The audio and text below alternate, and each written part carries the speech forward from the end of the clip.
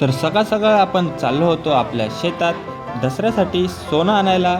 तुम्हाला ह्याला बघून वाटत असेल हा झाडावर कोणाच्या नावाची करणी करत आहे, पण मित्रांनो हा काही करणी करत नव्हता. पण आजच्या दिवशी या झाडाला मान असतो म्हणून आपण पूजा करून घेत होतो. आणि पूजा करून झाल्यावर सोनं आपण तोडून घेतलेलं आहे आणि हे सोनं आता आपण आपल्या घरी घेऊन जाणार आहे. आणि घरी आल्यावर थोडंसं उशीर झालता सोनं घेऊन यायला, पण काय हरकत नाही मित्रांनो. आपण पूजा मस्तपैकी मांडून घेतलेली आहे, बघू शकता. आपण क्षत्रिय असल्यामुळे आपल्या घरातल्या सगळ्या क्षत्रांची आपण पूजा करतो, सगळ्या हाताऱ्यांची पूजा करतो हळद कुंकू लावून, आणि देवाला सुद्धा पूजून घेतो.